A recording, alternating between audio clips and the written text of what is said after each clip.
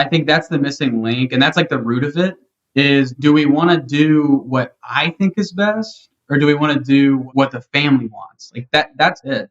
Cliff was just talking the other day. We're doing like a team training, and it's like, the golden rule is treat people how you want to be treated. The platinum rule is treat people how they want to be treated. That's it. We got to get out of the headspace of like, what do I think is best? It's like, it doesn't really matter what you think is best. If the family, if 90% of our families want it this way, like, let's do it. Welcome to the Direct Cremation Podcast with your hosts, Tyler Yamasaki and Will DeMichaelis. Hi, thank you for joining us on the Direct Cremation Podcast. I'm your host, Tyler Yamasaki, CEO of Parting Pro. And as always, I'm here with my co-host, Will DeMichaelis, former manager of the Omega Society, a cremation brand that serves over 4,500 families per year. Today's guest is a fourth-generation funeral service provider. His family business has created quite the funeral service empire in the North Georgia and Central Ohio areas. As the VP of Operations and Marketing of Leaf Cremation, he has helped the business gather over 900 Google reviews with a 4.9 and 5.0 star rating. He's on the board of directors for both the Georgia Cemetery Association as well as the Southern Cemetery Cremation and Funeral Association. If there was a 30 under 30 in death care, he would definitely make that list. Please welcome today's guest, Pierce Dempsey. Nice. Very flattering, Tyler. Yeah, nice to have you, I mean, Pierce. it's all true. Yeah. That's what we go for with the intros. We Tyler does a really good job with those. He does. I'm impressed. Yeah. So I want to get into your personal journey. I know it is a family business, and I don't want to come talk to you about that, but why don't you tell us about the funeral businesses that the Dempsey family is involved in right now? Yeah. Started decades ago, back in the 60s. This is a typical cemetery funeral family. My great-grandfather, kind of on a whim, bought 3 cemeteries from a guy in North Georgia. So since then, my grandfather, my dad grew up in mainly the cemetery business, not in a funeral home at all. They were all not combos or anything. They were just standalone cemeteries. So my dad really, really grew them and is very sales minded. He's much more of a businessman than probably my grandfather, my great grandfather were. They were, just good old Southern country boys. And so my dad kind of took it and saw from a lot of the giants in our industry, like especially in the cemetery industry, you've got like Gary O'Sullivan, and down here in Georgia, Jack Frost, guys like that. He learned from them and was mentored by them and grew the cemeteries. He went and worked corporate for not very long for some of the bigger people in our industry. And he's so much of an entrepreneur. He came back in and owned his own cemeteries, which is what we have today. We have 3 of those cemeteries that are here in the metro Atlanta area. So then I was pretty young when he started back into that. So when I was in high school, he kind of got this vision. He was we're big into our state, local, national associations. And so all the people could talk about in the early 2000s is cremation. So he saw it coming. He saw what there could be in the cremation market. So 2013, we opened up Cremation Center here in Northwest Georgia. It was actually originally under the name Georgia Cremation Centers. A few years ago, we rebranded to Leaf Cremation because we kind of set our sights outside the state because we realized we could serve such a huge area just in Georgia. So yeah. Then a few years ago, we opened up our location in Columbus, Ohio under Leaf Cremation of Ohio. So yeah, I grew up going to the cemetery, and that was going to work with Dad, was going to the cemetery. We always joke in Sunday school, my brother would line up the blocks and kids would lay down. He would do them in a rectangle and kids would lay down and he would pray over them, as if they were getting buried. So typical, just like it was normal to us, just digging graves and being out there. So yeah, in high school, when he opened up the cremation centers is when I really got excited about, maybe after college, I want to come work for the family. Gotcha. Okay. I just felt like what he was doing with cremation was very innovative. Not a ton of people doing exactly what we do. And I also just grew up getting to see the flexibility of a family business and owning your own business and the perks of that, and also just the way that you can help people, not just families that you serve, but the families that work with us. So yeah, I kind of saw that in high school, and then I went to college and my degree is in entrepreneurship and family business. So kind of right on line. Oh, nice, man. I wish I had that major. Yeah, it was pretty sweet. Yeah. Yeah, that's nice. All my projects were on like our business. So it was a lot of fun. It's great. Yeah, easy. Yeah, that sounds like a very practical major. Yeah, it was a lot of real life stuff. So yeah, I graduated in 2019 from Auburn University with that degree. My dad nor I are funeral directors. Him being in the cemetery as that being his background, he's not a funeral director. I didn't really have a desire to be. So yeah, here we are. I was going to ask if you knew from a young age if you wanted to be in the business, and it sounds like from your story that you definitely did, and that you kind of just really grew into it yourself.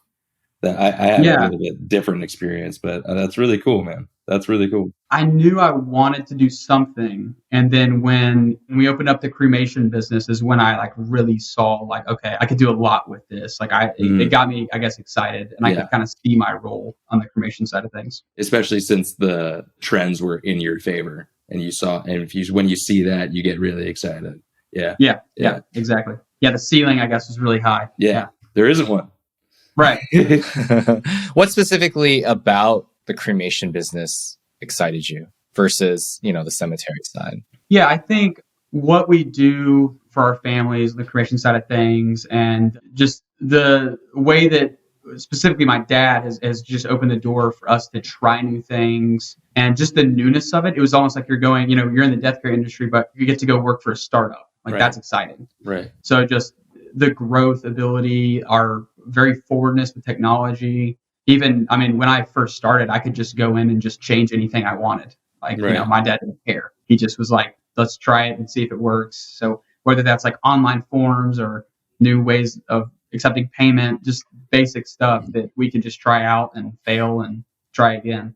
I think that was what really got me excited. Rather than doing what most of my friends do, go work in the corporate world and everything that comes with that, I was able just to kind of come in as a 21, 22-year-old and mess up a lot of stuff. Yeah, break stuff. And yeah. Fix it and, Yeah, move heck on. Yeah. A prerequisite for that is your dad being kind of the man. And and letting you do that. He's not your quintessential funeral homeowner. He is whatever the opposite of a micromanager is. That's him. Right. He's very much just show me the vision, and a lot of times it's his vision, but it's very much just let me see the big picture, and then you just go do it however you want to do it. I love it. Yeah, couldn't be better. Yeah, that's awesome. That's special. That's really special, especially in an industry that doesn't have a lot of owners and operators that operate that way. That is special, and that gets you to special places faster in this industry for sure. Yeah, definitely. Yeah. I talk to a lot of just people in the industry that their dad is the owner, or even their mom, or there's their family, and their family name is on the side of the building, and the parents have a hard time letting that go and letting the kids shine and do their thing and grow it.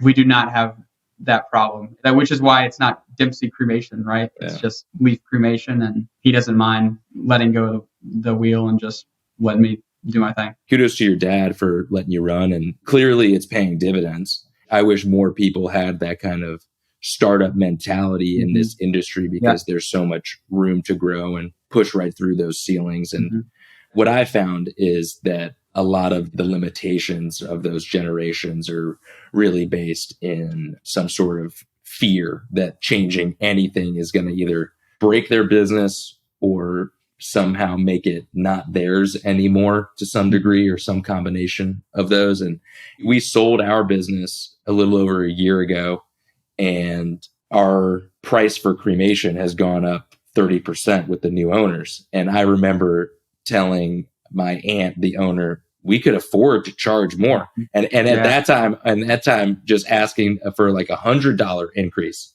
And the response was oh, we might lose cases, or, we might, be taken off the list of hospices, or not get as many, whatever that fear-based response is.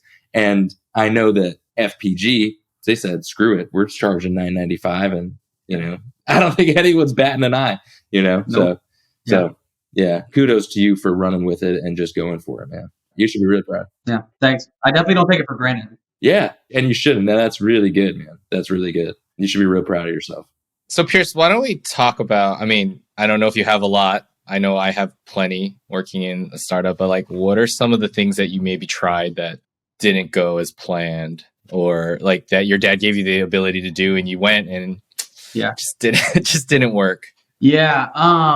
Oh man. I'll tell you the first thing. You're gonna love this, Tyler. I had just started after college. I mean, I had worked there like summers and winter break, stuff like that. But I was really just coming in after graduation, and I was looking for an online arranger, and I found Parting Pro, right? But I really wasn't looking for like a whole CRM platform. I really just wanted like a quote calculator, right? Gotcha. So I pitched it to our team absolutely the wrong way. And we were doing some pretty archaic stuff, like using PDFs and stuff.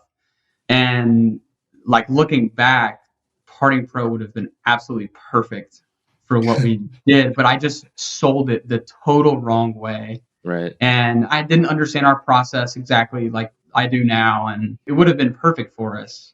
It was just the way I sold it to the team and the way I thought we were going to use it was really not the best way. That's probably the biggest mess up on our end. And now we use Parting Pro and it's awesome. But that was probably the biggest thing like in the first year that I would say. Other than that, I don't really know. That's a good question though. I'll probably think of something. Yeah, no, I think as good as your idea is in your head, if you can't get your team members on board, it's really hard, right? I learned a lot because I was like, I believe this would be really good, but I'm not communicating it in a way that makes sense to everyone. Yeah. That was helpful for me just early on to see that. And that's a learning experience, man. Yeah, that's going to happen. It sounds like you've still got a pretty good track record. If that's the worst thing going, Yeah, there's more for sure. I can't think of it though. Well, let's balance it out then. What's a experiment that you did that you still use today because it was so good? I would say our texting. We use texting a ton. We moved from just texting families off of our cell phones, which is, off of our personal cell phones, which is never a good thing. Yeah. We, got like the business texting and linked it to our landline phone number. And now our teams text like crazy. We text every day. I think I looked last year. I just did a talk on this at the Georgia Cemetery Association. And I was looking at our statistics. And last year in Georgia and Ohio, we received over 10,000 text messages from families. I mean, we use it all day long. And again, it's kind of the same thing, like pitching it to the team. It's like, this is another thing you're going to have to keep track of, but you're going to save yourself time on phone calls. It's going to be more convenient for the families. They're going to love it. We're going to be able to communicate so much faster, more convenient, more efficiently. So that went very well. I got a question for you on that. Did you have any counselors or directors that meet with families that were apprehensive about it, thinking that families would think that it's cheapening the experience at all? No. Okay. Our team is real bought in on the convenience and efficiency mindset. Good. Yeah, they're very bought in. So I think when they saw like, oh man, I'm going to save myself 10 phone calls a day. It's like, absolutely, let's do it. And do they all text from their phone now, or do you have any laptop or desktop interfaces for texting as well? So we use Sales Message. It's an app on your phone, on your desktop. It's everywhere. Yeah. Nice. I love it, man. At Omega, we had a couple of counselors that were getting great reviews from families and helping a lot more than some other counselors, just helping more families and at the same rate with the same satisfaction. And my brother and I went to them and said, like, what are you doing? Like, walk us through how you are dealing with these families. And the biggest thing that they were doing that others weren't was relying heavily on text messaging for the families that were very comfortable with it. She says, if a family's comfortable with it, I'm going to text them these updates at these points in the process. They say, thank you. They love me. Saves me probably 30 minutes a day of phone work, which usually you have to call. They don't answer. You leave a voicemail. Then they call. You're on the phone. They have to leave. You're playing phone tag, text message. They get it. They read it. They comprehend it. They respond when they can. Saves a lot of back and forth and a lot of unnecessary work. It's a win-win. I mean, I think the fear is that I haven't heard it necessarily in our company, but I have heard it outside of people saying, it's unprofessional or it's cheapening the service, and it's not the case. The families love it. The families absolutely love it. Great. Yeah. There's I think a lag with the professionals believing that the process has to go a certain way and that they overvalue the phone call. I don't know how that changed or how quickly that changed. Probably very quickly.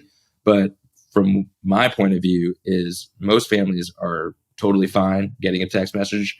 And a lot of them are even happier getting a text message rather than a phone call. And it's about meeting the customer where they are and not what you think is valuable. Yeah. No, that's exactly right. Yeah. I think that's the missing link. And that's like the root of it is do we want to do what I think is best, or do we want to do what the family wants? Like that's it. That's what Cliff was just talking the other day. We're doing like a team training, and it's like, the golden rule is treat people how you want to be treated. The platinum rule is treat people how they want to be treated. That's it. That's it. We got to get out of the headspace of like, what do I think is best? It's like, it doesn't really matter what you think is best. If the family, if 90% of our families want it this way, like, let's do it.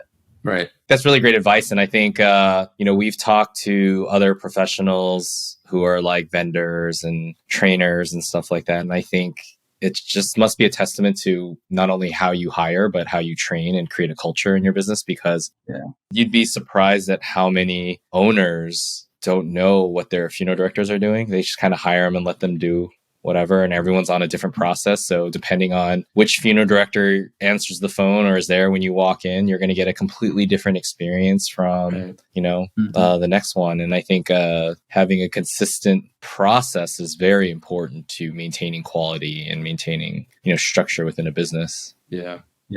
No, for sure. It's one of the things we're working on right now is training, and we're building out kind of like an online little platform with our own training that we're going to kind of build in-house. But it's like, it's all centered around that. Like, let's make sure that every family is getting the same quality of service. Because, we're a small business, and, a lot of times you hire someone and it's like, hey, go sit in Brian's office for 2 weeks and figure out what he does and then go do that. Yeah. Just like he does. Yeah. I know. Right. And like that works sometimes, but we just are trying to refine that. And it ends up, you put in the brunt work on the front end to build the training and everything. But then once you get it done, it pays dividends.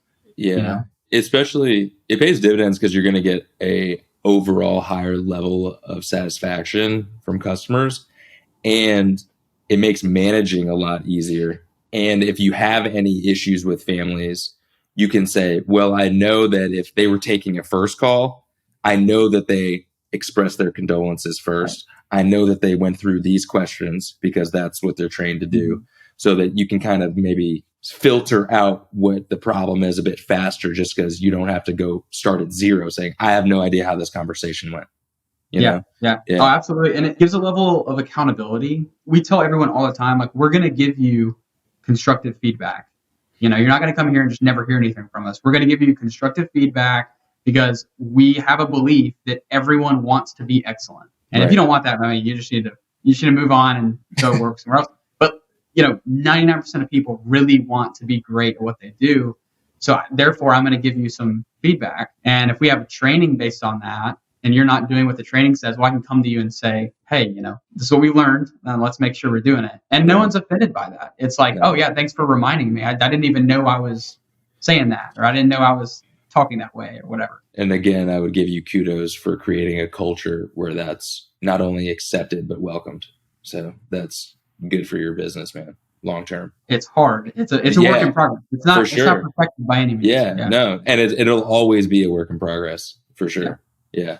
But that's what you signed up for, Right. Yeah. That's the fun part. Yeah, exactly. Always working. Yeah.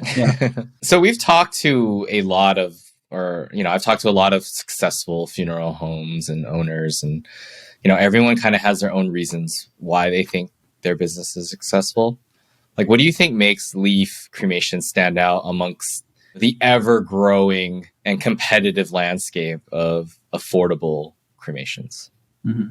From the beginning, we have had the mindset that you can utilize technology to an extent, but there's an area where the human factor has to be a part of what we do, because we're talking about someone's family member, someone's mom or grandmother or dad or brother. And there needs to be a human element that is central to the experience. And I think that's kind of the mindset we've taken the whole time. And so, you're not going to come to us and, you can do everything online. You can never speak to anyone, but almost every single time you're going to talk to someone one individual person that's going to walk you through the whole process. I mean, if you look at our reviews, most of them are naming the person that they worked with. Like, that's what we want, Yeah. Yeah. So, even if you're, we're a low cost brand, we're affordable, but the service is absolutely excellent. And because being compassionate, showing dignity and care doesn't cost anything. Yeah. And that's just getting the right people. So I think that's huge. And I think just our mindset of putting the customer first.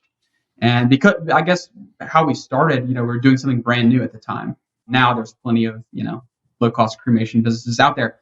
But at the time, we didn't know what in the world we were doing. My dad talks about going on the first call that he went on, and like the ladies upstairs, and like he'd never been on a call. He genuinely did not know how to get her downstairs. And you just learn as you go. And that's kind of how we've taken it. We've learned a ton, but just kind of, I think that mindset of let's act like we know nothing and let's just go learn from the best, and the best way to do it for our model. It may not be the best for everyone, but let's figure out like what matters to us, serving the families well, keeping our prices down, and serving a lot of families, and figure out what we can do to center around that. I think you kind of have to figure out why you're doing what you're doing, and then you can make business decisions based off that, not just, oh, this is how we've always done it. Right. Sure. Yeah, I think there's a lot of similarities to what you mentioned and what Will has talked about at Omega too. I think the technology thing. Yeah. Even as someone who's running a business that tries to do online stuff, I think that we view ourselves as more of a tool than a replacement. Yeah. I just don't think it's going to be a replaceable thing to show emotion. And that's the best way to settle right into that middle ground. It's saying, like, technology, I love it. Technology is going to help our team leverage their time to help more families with compassion, with empathy, and with the same level of touch points that they need to feel taken care of, but through a text message, not a call, and meeting that family where they are, and having the humility enough to understand that you can offer all of it. Any people that need TLC and need to be on the phone for, 20 minutes a day, you can do that when the other like 8 families that you're helping are fine with the, hey, like, this is where we are, with a text message, and kind of saying, oh, wow, that's actually beautiful, is that we have all these tools in our toolkit to meet everyone where they are and not have to kind of like force people down a certain funnel. Right. And I think a lot of times we serve all kind of families, but the type of family that's going to want to sit down and do a 4-hour long arrangement conference and wants nothing to do with technology, they're probably not choosing us in the first place. They are a lot of times. Sure. But, a family that's going to want to do that probably isn't going to choose the $995 cremation. They're probably going to go down the street and pay, $8,000, $10,000, $15,000 for the full-fledged funeral and get that 6-hour long arrangement conference and all that stuff. There's nothing wrong with that. Sure. It's just a different kind of consumer, and you just have to figure out how you're going to play into that. Right. Yeah. So I see you on LinkedIn a lot. You present at different shows, sometimes talking about some of the stuff we're talking about now, but talking about how you've made your businesses successful. And a lot of times you're probably talking to your competitors, right? And also, we don't have many owners on this show, mainly because one, not everyone wants to share and give away secrets, I guess they say it, But why do you think it's important to speak publicly about these things, and maybe even giving information to competitors that, what allows you to be comfortable in being able to do that? I mean, I think I grew up going to all these shows, right? Like, I remember as just a kid running around and grabbing all the bouncy balls and the candy and going around the trade shows and just, taking all the little knickknacks. So, I mean, my dad has always been a proponent of just giving out and educating everyone on best practices. It's kind of like when the floodwaters rise, all the boats rise, right? It's kind of that mentality of, if we all do things in our industry, if we all do it a little bit better, then our perception to the public is going to be, just a little bit better. And if we do that over and over and over, it can make a dramatic impact, because, we're trying to get families to come in and pre-plan. We're trying to get people to just come in our door in an at-need situation with a perception that thinks of our industry highly, right? Because that's always better. So I think part of it is looking big picture and just thinking about just our industry as a whole. We also, I think it helps that we know a lot of our competitors personally. Nice. And when you can humanize your competitor, that helps a little bit.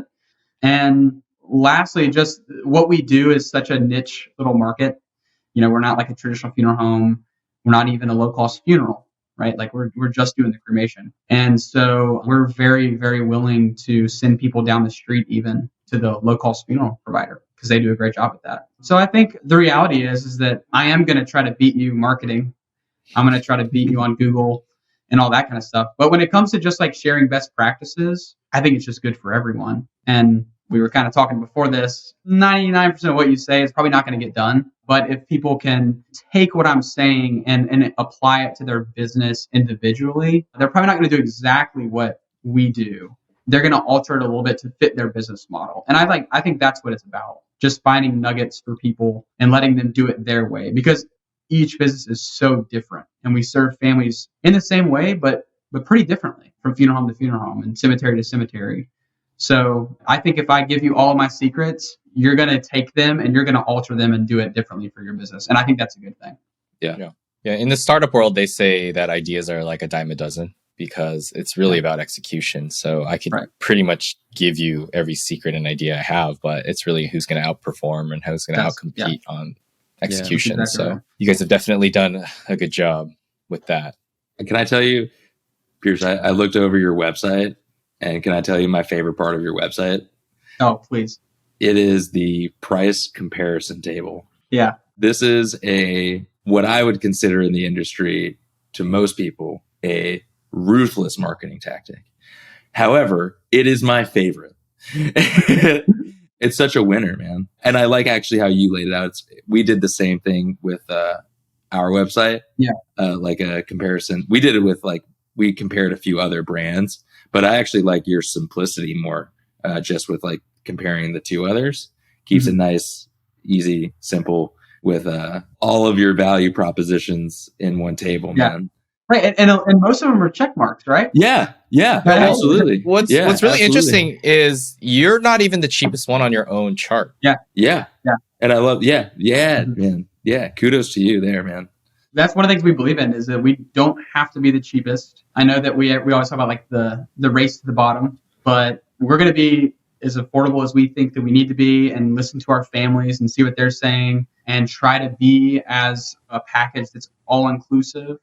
Try to not have any add-ons, right? Yeah. And then just let our quality of service do the rest. Yeah, man. I absolutely love this table. And I think that's an interesting point that you meant about that race to the bottom. I think that we've kind of in market structures, you have a dead cat bounce. The industry might be dead cat bouncing up to that $900 to $1,200 range. Our direct cremation price at Omega for local removal was under $700. Wow. Yeah. I mean, but it came with a lot of work, and there were still decent margins, which was all good and fine and great.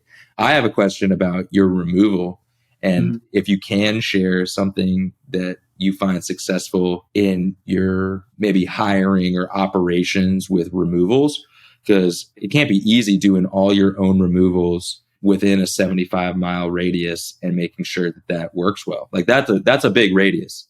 Yeah. How do you manage that? Part of it is just the geography. Okay. You kind of have to choose that number based on, where you're driving. Probably a lot of places in California, you probably couldn't do that because it would take 3 hours to get across town, right? Right. Traffic burn. Right. No, this is one of the hardest things is hiring and training and getting those people. I think hiring wise, we're competitive with the removal companies. Okay. Our team tends to we're pretty laid back people. You don't have to wear a 3-piece suit. We dress nicely. You're not wearing, jeans and a t-shirt, right? Good, nice. We're dressing professionally, just not in a suit.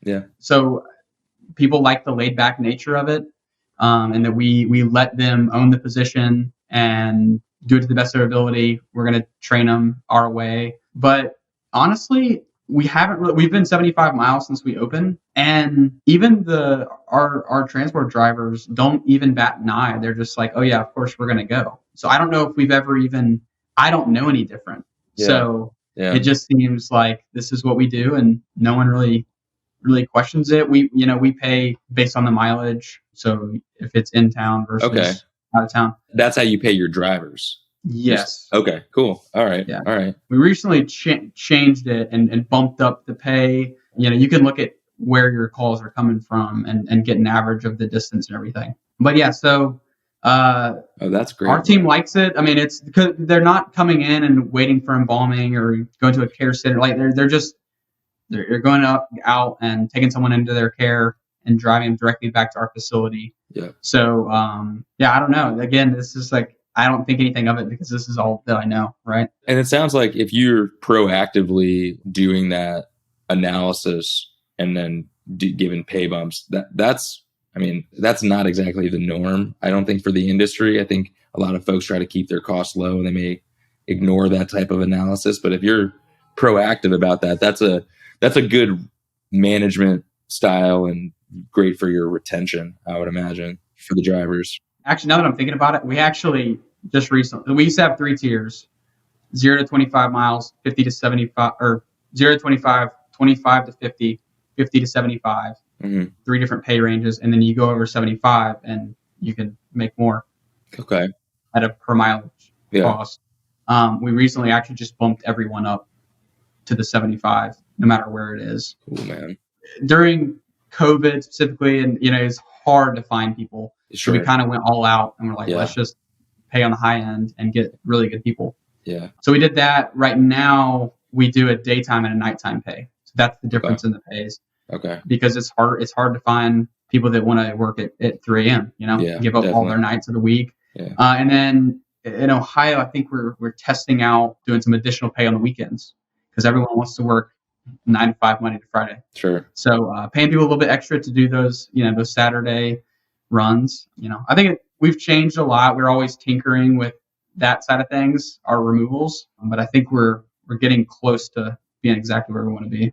That's great. You got to tinker with stuff, and especially it's not an easy position at all. And one of the themes that Tyler and I have experienced with our other guests is a lot of workforce retention issues. Yeah. And it is worth it, I think, to manage that proactively with exactly what you're doing. Keep doing the analysis of where these calls are coming from. Make sure that people feel compensated for the work that they're doing. Because what are you going to do if they quit? That's a hole. That's a really and a hard hole to fill because it's a hard job. Yeah. So it really pays dividends to have good people who like working for you. Right. When someone that we really like and want to stick with us, when they leave, we start questioning everything. Yeah. What did we do? Why are they leaving us? Where are they going? So yeah, I think during COVID, it was eye-opening, especially on this side of things, because they were working their tails off. I mean, I don't know. You saw it. Oh, it's brutal. It's brutal. These people were, 24 hours just working their butts off. And, we try to compensate them for it because it's hard work. Yeah. Yeah. I'd love to see what you guys are like as employers because, you guys have been able to be successful on the funeral home side, on the cremation side, but even some of the largest companies around that I've talked to, they use a transportation service for a percentage of their pickups. For you guys to have your own sounds like a lot of work. Yeah, it is. Before this, we were discussing it. It's hard. We're very committed to it. Mm-hmm. We like to do as much as we can in-house. And that is such a important part of the family's journey with us. We need it to be exactly right. And we try to do some extra things during that removal to make it important and meaningful to the family. Especially for us, most of our families are not coming in person. So that driver that meets the family, they may be the only person the family ever sees or speaks with in person. Right. And even if they're not, even if they are coming in, however long later to pick up the cremated remains to take home, there's a 3-5 week long gap where they are not seeing anyone other than that removal driver. Yeah, it's an important part of the process. We do not like to give up that because it's just it's so important. It makes it, Yeah. I always say like that first contact is yours to, build or ruin. Like it's either in that first contact, you're either like creating a 1 or 2 star experience that you're going to have to claw back, or you're creating a 5-star experience that's yours to lose in the future. And it's a lot harder to claw back from a 2-star experience than it is to kind of ruin a 5-star, if that's where it starts. Yeah. And we try to praise our transport team so much because of that. Like, I think they can a lot of times get pushed to the background, and they're doing stuff at night and we don't see them, and we try to praise them constantly. We get reviews that talk about them. Oh man, that's great. And it's like, you can't mess up that piece of it because it's a first impression, Yeah, that's really good, because a lot of times those families can be like kind of glossed over on renewals, and for them to even remember that experience, it must be really meaningful. Yeah, that's great, man. So let's talk about your reviews. I think collectively you're probably surpassing Omega Society, which is pretty huge, which is no small feat. How did you get so many? Like I mean, good work, obviously. Yeah, we ask every single person via text. We, I don't know the exact length of time afterwards. Some weeks after the cremation, we literally text every single family and ask them to give us a Google review. If there's a specific family that had a really hard time, we'll maybe not text them. I mean, I think in this whole year, I have not removed anyone from the list. So, I mean, we are very persistent about texting every single family and ask them to give us a review. It's that, nothing really to it. Just send them the link. You gotta put them the link. Don't just ask them, go give me a review, but give them the link. Yeah. And then, hopefully they'll go do it. Secret sauce right there. Is it a custom message that you know of, or is it just like a standard message from a service that sends after? Yeah, it's from a service. So, they get some text before. It's going to use their name, and it comes from a local number. Nice. So it's not, it feels very personal. And, cool, man. It's a real person texting them back if they respond and stuff like that. So it doesn't feel like a robot or anything. It's very personal, uses their name and uses our name and the person they worked with us. Nice. And then, simple as that. Just ask them if they give you a review.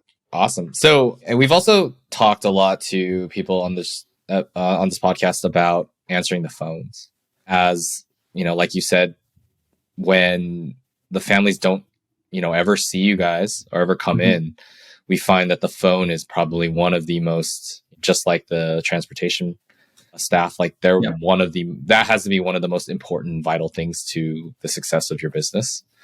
So do you answer your own phones 24/7? And who answers the phones in your business? Do you have a phone staff?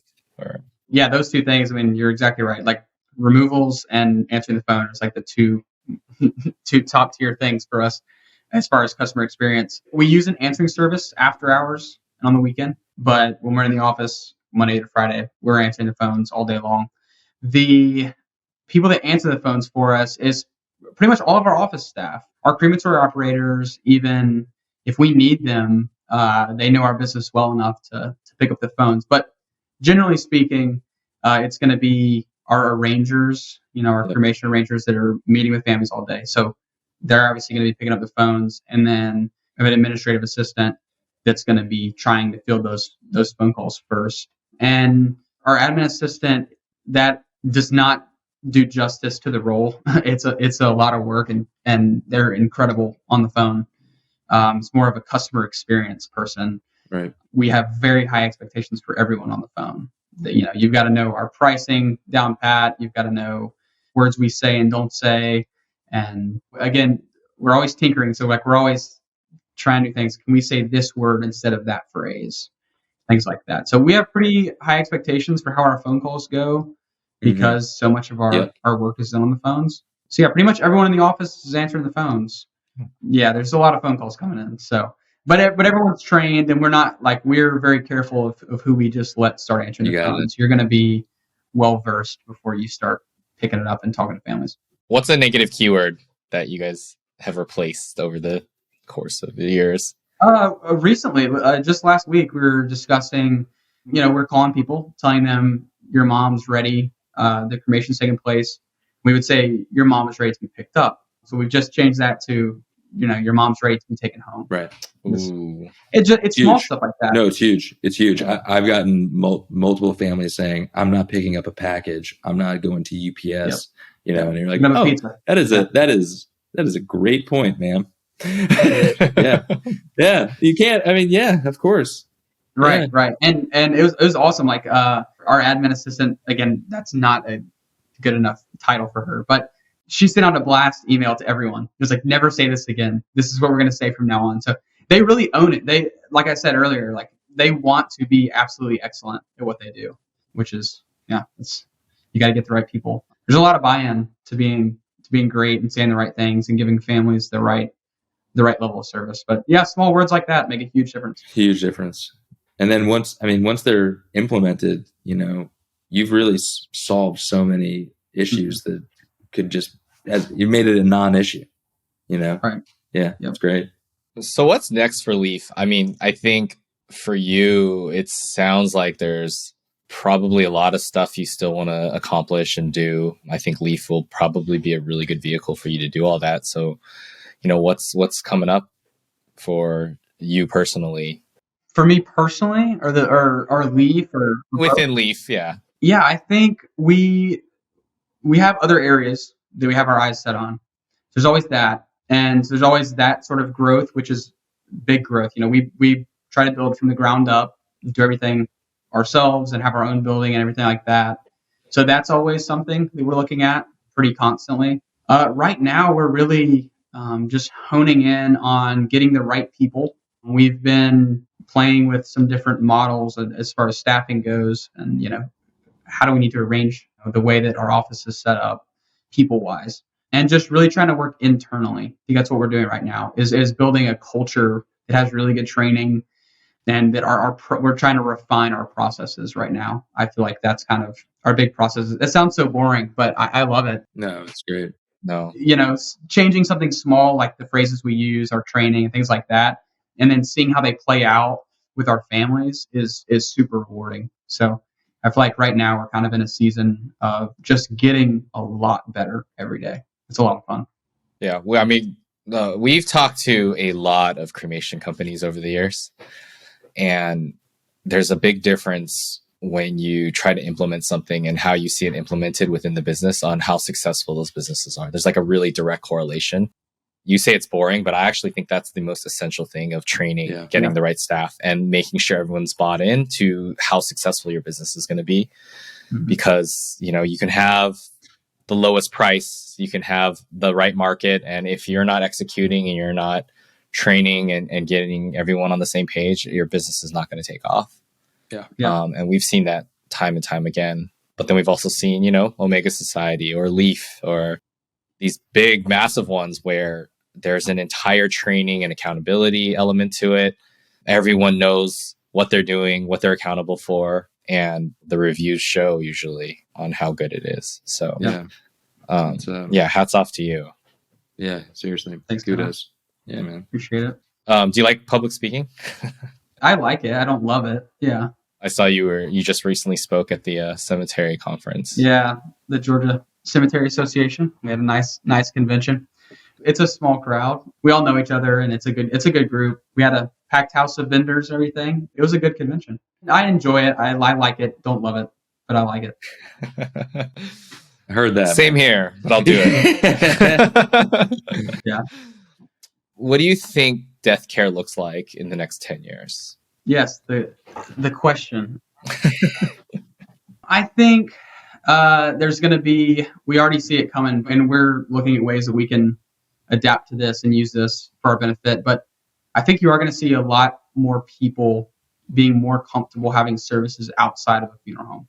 We already see it, right? It's already happening. Yeah. But I do think it's going to continue to grow. And I think more of those venues are going to start marketing to that.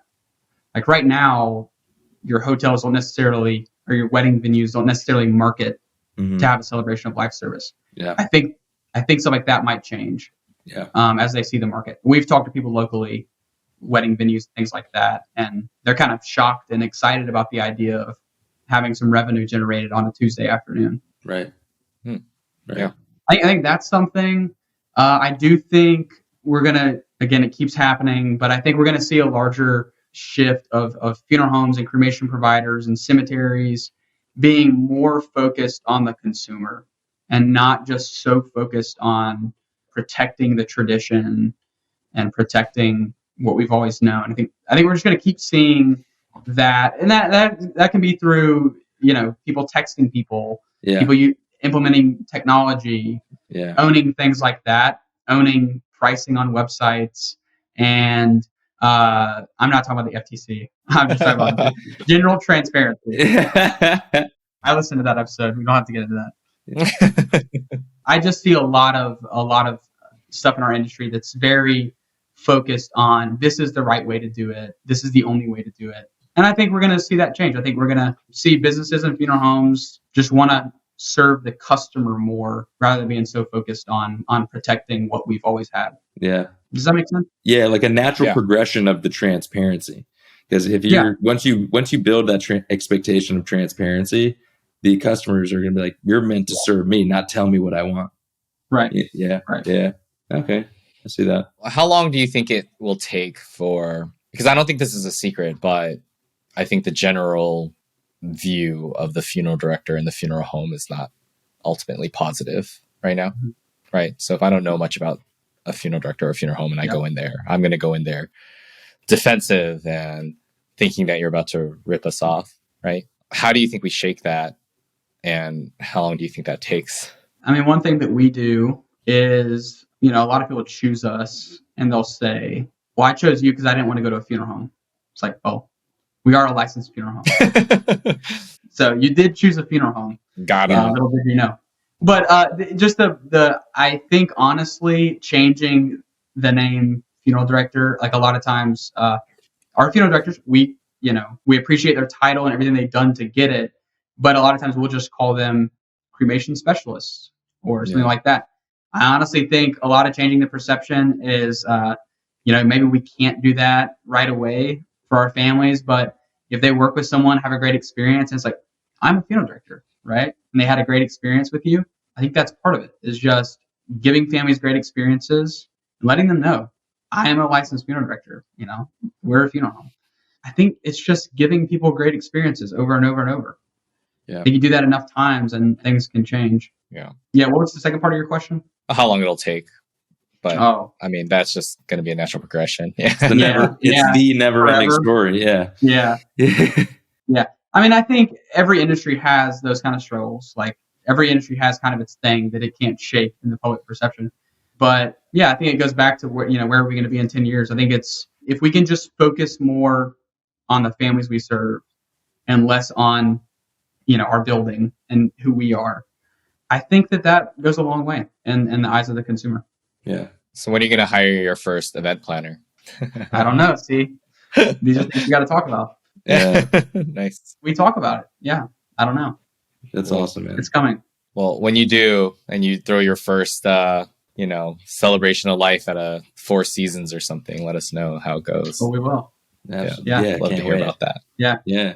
All right, Pierce, it was really good talking to you. It was really insightful for the things that you shared. I kind of hope and wish that this becomes the norm where, successful companies are willing to kind of talk about what they do because, like we talked about before, it's not necessarily about the idea because normal good business practices are already out there. It's just about making sure that they're implemented throughout the business. So where can people find you? Maybe go ahead and look at that. We'll go ahead and link your websites, but where can people reach out to you if they want? Yeah, I'm on LinkedIn, Pierce Dempsey. On our website, you'll get my email. If you email me anytime, I'll respond. You can also just call one of our offices and ask for me, and they'll get you to me. So pretty open. I'll talk to anybody.